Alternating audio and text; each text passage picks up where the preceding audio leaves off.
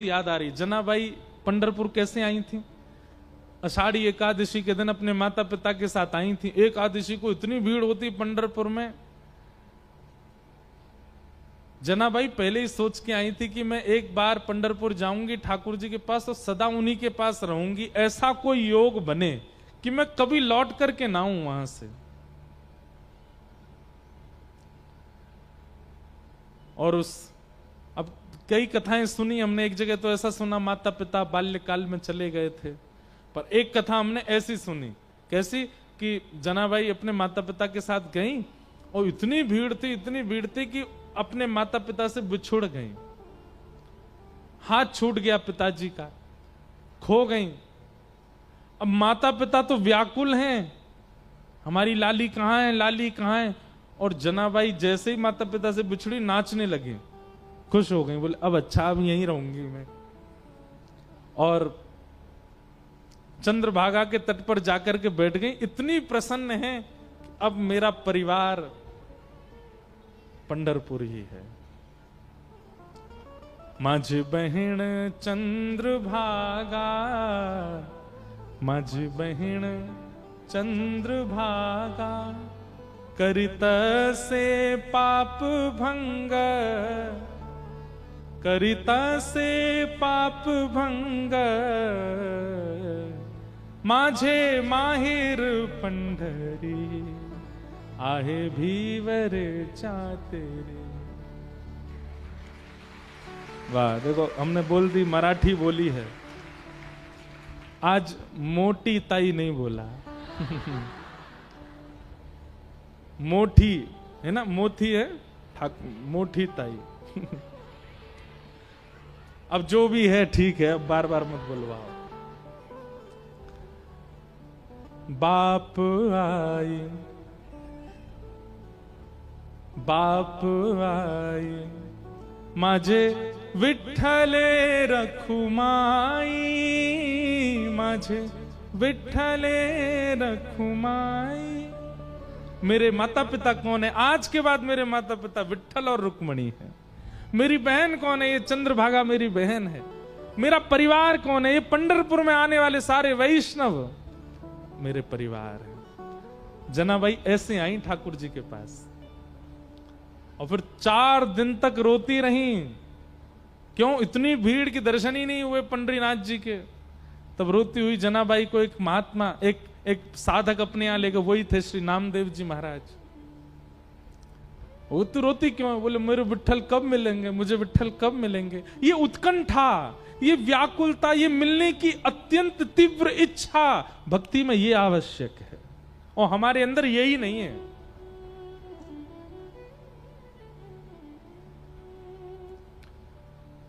आप कथा सुनने आए हैं तो कहीं ना कहीं इसके पीछे आपकी इच्छा है कि भाई महाराज जी की हमने कथा सुनी है तो सुनने जाएंगे।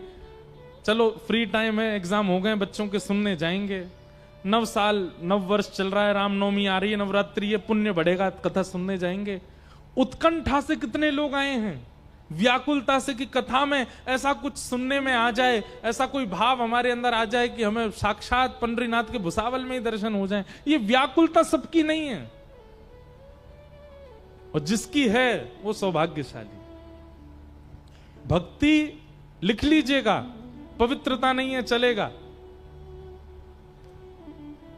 दान नहीं है चलेगा, व्रत नहीं है चलेगा। हम ज्यादा व्रत नहीं कर पाते, हम अपनी एकादशी व्रत करते, बस एकादशी व्रत करते हैं, रामनवमी व्रत करते हैं, जन्माष्टमी व्रत करते हैं। अब कई लोग मुझे बोले नवरात्रि, मैंने कहा भाई देखो ये बना नहीं रहे, यही व्रत है हमारा। अब ज्यादा भूखे रहनी, भूखे भजन ना होए गोपाला, व्रत ज्यादा नहीं हो सकता। हमारे लाल जी भी नहीं करते तो हम भी नहीं करते। लेकिन अच्छा एक बात बताऊं, मैं कथा में एक बात पर बहुत जोर देता हूं कि आदमी जीव का व्रत करता है कि इसको साबूदाना खिलाएंगे, इसको खिचड़ी खिलाएंगे, इसको अन्न नहीं खिलाएंगे। भाई सबसे बड़ा एक बात बता दें, आज सबसे बड़ा व्रत क्या है? इसका व्रत करके दिखा दो। अन्न छोड़ना बड़ी बात नहीं रह गई आज के डेट में। आपको पता अन्न व्रत की प्रथा क्यों शुरू हुई थी? क्योंकि प्राचीन काल में भोजन ही था। व्यक्ति के पास और कुछ नहीं था, वो मेहनत करता था भोजन पाने के लिए, इतना खाता था, सुबह भी खाता, दोपहर में भी खाता, मध्याह्न में भी खाता, बीच में और खाता, फिर रात में फिर खाता, सोने से पहले फिर खा लेता। इसलिए हमारे आचार्यों ने कहा भाई इतना भोजन करेगा व्यक्ति तो इसके कोई व्रत बनाओ। तो फिर व्रत बना दिए, एकादशी का व्रत, सोमवार का व्रत, मंगलवार का व्रत, ये व्रत, ताकि अन्न कम खाएगा तो कम से कम स्वस्थ रहेगा, इसलिए व्रत में अन्न त्याग बनाया। पर अब जमाना बदल गया है, कई बच्चे ऐसे हैं वो सो के ही 2 बजे उठे, ना तो उन्होंने नाश्ता किया ना उन्होंने दोपहर का भोजन किया। व्रत तो आधा दिन का वैसे ही हो गया उनका। व्रत करना कोई बड़ी बात नहीं है आज के दिन। कोई बहुत इतराया मत कीजिए वो लोग जो 9 दिन का व्रत करते हैं, तो हम 9 दिन हो गए अन्न नहीं खा रहे। मैं मानूं तब आपको कि फोन छोड़ के दिखाओ 9 दिन के लिए।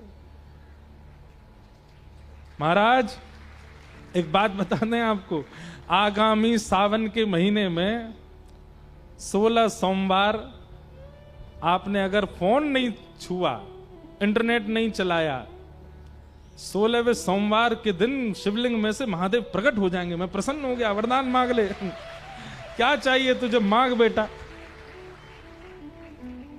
व्रत उसका किया जाता है जिस वस्तु के आप बहुत आदी हो चुके हो। मैं तो अपने श्रोताओं से कहता हूं कि हर एकादशी पर अपनी नई इंद्रिय का व्रत किया करो।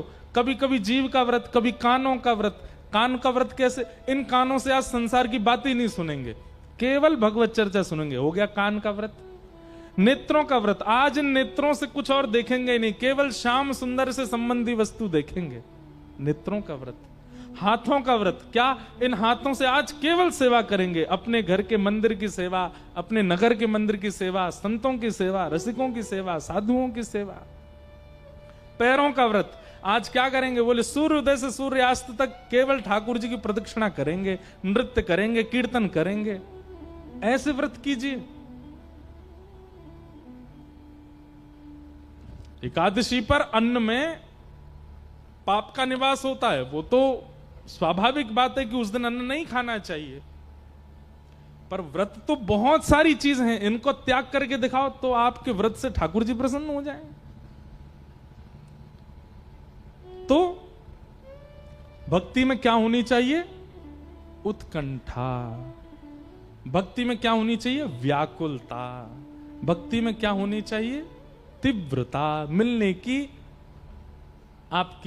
आपको समझ आए तो भाषा में कहूं जिद, तब ठाकुर जी मिलते हैं। ध्रुव जी की भक्ति में वही जिद है। 1 महीना फल खा करके किया, दूसरे महीना पत्र खा करके किया, तीसरे महीना श्वास हवा पी के किया, चौथे महीना श्वास ही रोक दी अपनी, 5वें महीना ठाकुर जी प्रकट हो गए सामने। क्यों? जिद है, ये तड़पन है, ये उत्कंठा है, व्याकुलता है, इसलिए ठाकुर जी आ गए। ठाकुर जी ने आकर के वरदान दिया, सबने कल सुनी थी कथा में। इस प्रकार ध्रुव जी महाराज के वंश को हम प्रणाम करते हैं। समय भाग रहा है, कई लोग तो बेचारे यहाँ 3 बजे से आके बैठ जाते हैं, हमको बड़ी दया आती है, इसलिए हम जल्दी जल्दी प्रसंग कह दें। आज ठाकुर जी का जन्मोत्सव होना है। आगे श्री पृथु महाराज का चरित्र सुनाया। पृथु के कारण ही धरती को पृथ्वी कहा जाता है। भगवान के अवतार थे श्री पृथु महाराज। इन्होंने अनेक यज्ञ किए और भगवान से 1000 सहस्त्र कान मांगे ताकि दर्शन, आपकी कथा सुन सकें। पुरंजन उपाख्यान आदि सुनाए गए। श्री भरत जी महाराज जड़ भरत बने और रहुगण के कई भावों का इन्होंने निराकरण किया। आदि आदि ये सब कथा सुनाई गई। भूगोल खगोल का वर्णन, नरकों का वर्णन किया गया। बहुत ध्यानपूर्वक सुनिएगा। नरक जाने वाले के 6 लक्षण हैं।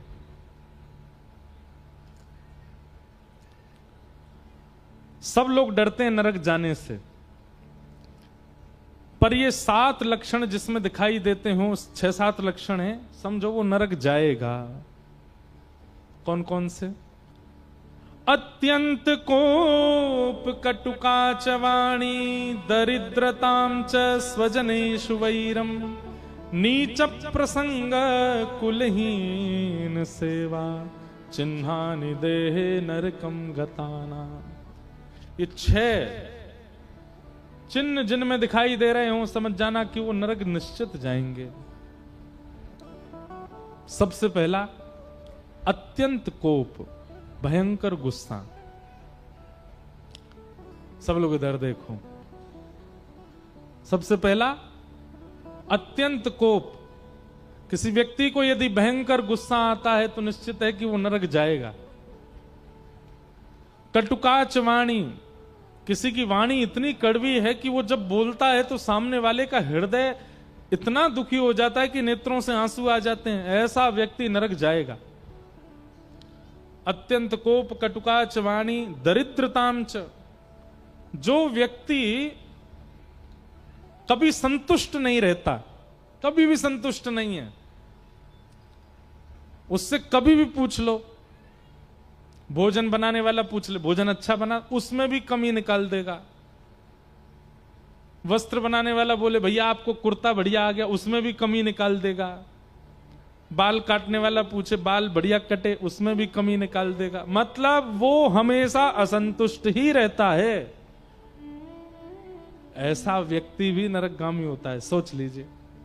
क्योंकि अभी ये तो हमने बहुत सामान्य सी बातें बताई हैं मंच से, भोजन में कमी निकालना हो। कई लोग तो लोगों में ही इतनी कमियां निकालते हैं, भले ही अनंत गुणवान व्यक्ति उनके सामने आ जाए उसमें भी दोष देख लेते हैं। दरिद्रताम च, जो असंतुष्ट रहता है, कभी संतोष नहीं करता। अत्यंत कोप, कटुकाच वाणी, दरिद्रताम च। और चौथी वस्तु स्वजनेषु वैरम, अपनों से बैर करता है। जो उसके शुभ चिंतक हैं, जो उसको अच्छा बताते हैं, भाई देखो तुम ऐसा गलत मत खाया करो, गलत लोगों के पास मत जाया करो, गलत गलत काम मत किया करो, ऐसे लोगों को अपना शत्रु मान लेता है और उनका त्याग कर देता है। स्वजनेषु वैरम। और पांचवा बताया नीच प्रसंग। बहुत ध्यान से सुनिएगा। स्वयं मांस नहीं खाता, स्वयं मदिरा नहीं पीता, लेकिन जिनके साथ बैठता है, जिनके साथ घूमता है, जिनके साथ खेलता है, वो सब काम करते हैं। खुद कभी पाप की चीजें नहीं करता, बहुत शुद्ध रहता है, लेकिन जिनके साथ 24 घंटा उसका उठना बैठना, वो सारे गलत काम करते हैं। वो तो जाएंगे नरक में, आपको और लेके जाएंगे। आप नरक जाकर के यमराज जी से पूछोगे मैंने तो कोई पाप किया नहीं, आपने मुझको क्यों बुलाया? यमराज जी कहेंगे क्योंकि तुम संग रह करके उसको सुधारे नहीं, इसलिए तुमको बुलाया। ये बात हम नहीं कह रहे हैं, शास्त्र प्रमाण है। नीच प्रसंग, नीच व्यक्ति का संग करने से भी नरक जाना पड़ता है। और कुलहीन सेवा, माता पिता से अगर कोई बालक द्रोह करता और आप उसकी सेवा करते हो, आप उसको और बढ़ावा देते हो, तो भी आपको नरक जाना पड़ेगा। इस प्रकार ये 6 चिन्ह हैं नरक के, इनका वर्णन किया गया, अजामिलोपाख्यान सुनाया गया। आगे भागवत जी में फिर भगवान के परम भक्त श्री वृत्रासुर का चरित्र सुनाया। यही वृत्रासुर अपने पूर्व जन्म में चित्रकेतु नाम के एक गंधर्व थे। प्रहलाद जी का चरित्र सुनाया। हिरण्यकश्यप के खानदान में, हिरण्यकश्यप के परिवार में भगवान के कुलीन भक्त का प्रादुर्भाव हुआ, जिनका नाम था श्री प्रहलाद जी महाराज। एक बात याद रखिएगा, या तो परिवार में भक्त का प्रादुर्भाव ठाकुर जी की इच्छा से होता है, या फिर परिवार में भक्त का प्रादुर्भाव माता पिता की इच्छा से होता है। कई बार माता पिता की इच्छा से नहीं भी थी, फिर भी कोई भक्त बालक घर में जन्म ले तो ये ठाकुर जी की इच्छा है। हिरण्यकश्यप जैसे दानव, हिरण्यकश्यप जैसे महान घनघोर राक्षस के यहां प्रहलाद जी का जन्म हुआ, ये भगवत इच्छा थी। उनकी पत्नी जब गर्भवती थी, उस समय पर हिरण्यकश्यप हिमालय पर तप कर रहे थे, और उसी काल में नारद जी ने आकर के उनकी पत्नी कयाधु को भगवत चर्चा सुनाई, जिसके प्रभाव से हिरण्यकश्यप जैसे दानव परिवार में एक प्रहलाद जैसे बालक का जन्म हुआ। प्रहलाद जी जब 5 वर्ष के हो गए, तब हिरण्यकश्यप हिमालय से लौट करके आया, और आकर के अपने पुत्र को जब पहली बार देखा, गोद में ले लिया। बहुत प्रेम करते थे अपने पुत्र से। प्रहलाद जी को पढ़ने के लिए दानव विद्यालय में भेजा, जहां पर दानवी विद्या सिखाई जाती थी। प्रहलाद जी महाराज दानव विद्यालय में जाते। 1 साल बाद जब लौट करके आए तो पिता ने गोद में बैठा के पूछा, बेटा तूने क्या सीखा? कोई अच्छी बात बताओ जो तुमको बहुत अच्छी लगी हो, आज तक तुमने किसी से सीखी हो, मुझे बताओ। प्रहलाद जी इतने खुश हो गए, पिताजी आप सुनना चाहते हैं? एक बहुत अच्छी बात मुझको पता है। हिरण्यकश्यप बोले, हाँ बेटा सुनाओ। कि तत्साधु मन्ये सुरवय देहिनाम सदा समुद्विग्न धियाम सद्गृहात् हित्वात्मपातं ग्रहमन्धकूपम् वनं गतो यद्धरिमाश्रयेत। पिताजी, प्रहलाद जी कह रहे हैं हिरण्यकश्यप से, ये संसार एक अंधा कुआं है और हम सब खाते पीते हंसते खेलते सब इसमें गिरते जा रहे हैं।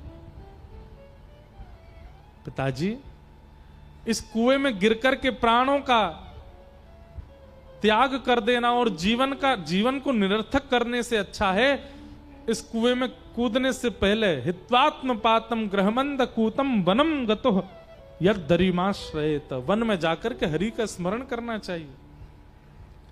क्योंकि हम सब संसार के लोग तो भेड़ की चाल चलते हैं, आगे वाली भेड़ जहां जाती है सब लोग वहीं जाते हैं। अब देखो, किसी की मृत्यु हो जाती है तो हमारे सनातन धर्म में क्या नियम है? उसको अर्थी में लेटा करके और पूरे नगर से फिर शमशान लेके जाते हैं और क्या गाते जाते हैं? राम नाम सत्य है, गोविंद नाम सत्य है, कृष्ण नाम सत्य है, गोपाल नाम सत्य है। ये राम नाम सत्य आप किसको सुनाते हो? वो जो लेट गया व्यक्ति वो तो सुन नहीं रहा है, उसके तो कान अब चाप काम कर नहीं रहे। किसको सुनाते हैं हम? जीवित लोगों को सुनाते हैं। पूरे नगर में, बाजार में, घरों के आगे से निकलते हैं और क्या कहते जाते हैं? राम नाम सत्य। मतलब सब सुनो, ये जो हमारे कंधे पर चढ़ के जा रहा है इसने बहुत कमाया, बहुत लिया, बहुत सब कुछ किया, पर आज इसके साथ कुछ भी नहीं जा रहा। भैया सावधान हो जाओ, जितने जीवित हो राम नाम ही सत्य है, बाकी सब असत्य है। पर कितनी बड़ी विडंबना। ताली तो आपने बजा दी, अच्छी बात है, धन्यवाद। पर कितनी बड़ी विडंबना कि राम नाम सत्य है को हमने अपशगुन मान लिया है। किसी के जन्मदिन पर जाके बोल दो, भाई राम नाम सत्य है, क्या बोलेगा? ए भाई तू क्या बोल रहा है? आज मैं 24 साल का हुआ, तू क्या बोलता है भाई?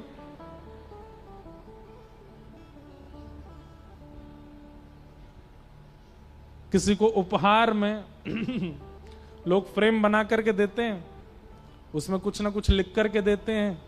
कई लोगों के नए घर में प्रवेश होते हैं तो स्लोगन्स वाले अच्छे अच्छे वो पोर्ट्रेट देते हैं, तो अपने घर में लगावे, बढ़िया एम्ब्रॉयडरी लिखवा करके ले जाओ, राम नाम सत्य है। किसी के गृह प्रवेश में ही दे दो, ले भाई। महाराज सामने वाला व्यक्ति इतना घबरा जाएगा, मेरा गृह प्रवेश हुआ, तू क्या बोल रहा है? हमने संसार के सबसे बड़े सत्य को असत्य मान लिया, अब शगुन मान लिया। इससे बड़ा दुर्भाग्य क्या है हमारा? आप लोग हंसे क्यों? किसी के बर्थडे पर जाके राम नाम सत्य बोलने पर आप हंसे क्यों? क्योंकि आप भी ये मानते हो कि राम नाम सत्य हमसे भी कोई ना बोले। दुर्भाग्य है हमारा। राम नाम ही सत्य है, आगे सब असत्य है। सांचो एक राधा रमण झूठो सब संसार।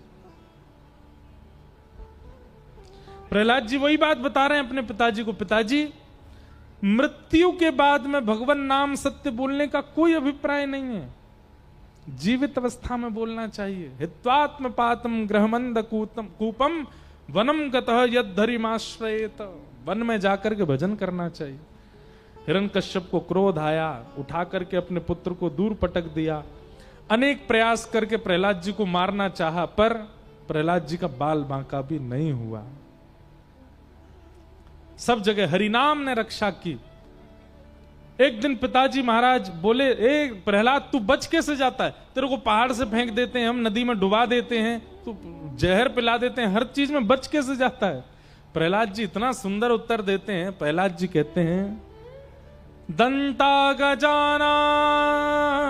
कुलिशाग्र निष्ठुर शीर्णायते ते नवलम ममैतत् महाविपत्ताप विनाशनोयम जनार्दनानुस्मरणानुभाव।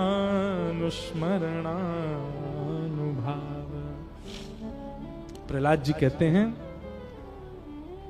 भैया इतनी बड़े बड़े प्रयासों से भी मेरी मृत्यु नहीं हुई। क्यों? क्योंकि मेरे इष्ट का नाम मेरी जीभ पर रहता है। सोचो, जिनका नाम मेरी रक्षा कर रहा है वो स्वयं प्रकट हो गए तो क्या होगा? जिनके नाम में इतनी सामर्थ है कि मैं सारी परिस्थितियों से सुरक्षित बच करके आ गया, कभी अगर वो प्रत्यक्ष मेरे सामने प्रकट हो गए या तुम लोगों के सामने आ गए, तो जिनका नाम इतना प्रभावशाली, वो प्रत्यक्ष कितने प्रभावशाली होंगे, विचार करो। और एक दिन वो घड़ी आई, हिरण्यकश्यप बोला, आज तेरे हरि को ही प्रत्यक्ष प्रकट करता हूं, बता कहां रहता है वो? पिताजी आप गलत प्रश्न पूछ रहे हैं। कहां रहता है ऐसा मत पूछिए, ये पूछिए कहां नहीं रहता। सब जगह खंबायु यज्ञम सलिलम महिम च ज्योतिंसि सत्वानि दृशो द्रुमादीन सनित समुद्रांश हरे शरीरम यत्किंचि भूतम प्रणमेत अनन्यम। एक बार नामदेव जी महाराज ठाकुर जी से बोले, नाम जपते जपते बोले, ठाकुर जी मैं आपका सबसे बड़ा भक्त बन गया हूं। सब लोग इधर देखो, ध्यान से सुनो कथा। नामदेव जी महाराज के मन में यह बात आने लग गई थी कि उनसे बड़ा भक्त नहीं है ठाकुर जी का। एक दिन गोरा काका, उन्होंने कहा, नामदेव जी ने पूछा मेरी भक्ति कैसी है? तो गोरा काका बोले, आपकी भक्ति में थोड़ी सी कमी है। नामदेव जी बोले, मैं इतना नाम जप करता हूं, सर्वम खलु इदम ब्रह्म, सब में ठाकुर जी का दर्शन करता हूं, फिर भी मेरी भक्ति में ये कह रहे हैं कि थोड़ी कमी है, कैसे?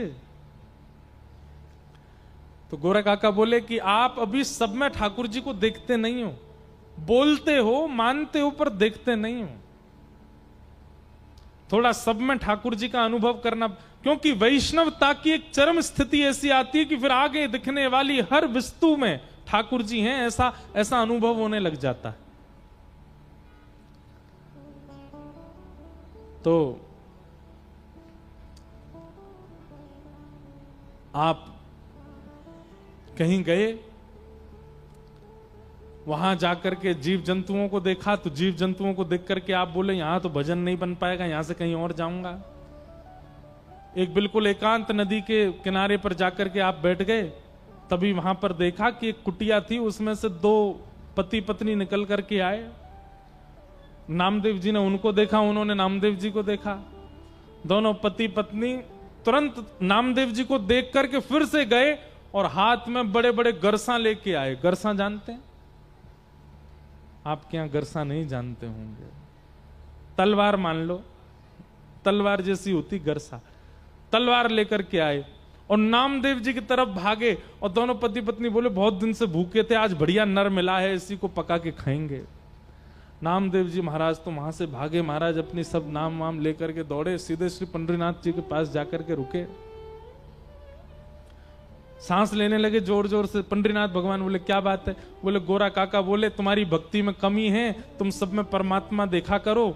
मैं तो गया था देखने के लिए, पर दो दंपति मेरे ही पीछे तलवार लेके भागे मुझे मार के खाने के लिए, कैसे परमात्मा देखूं?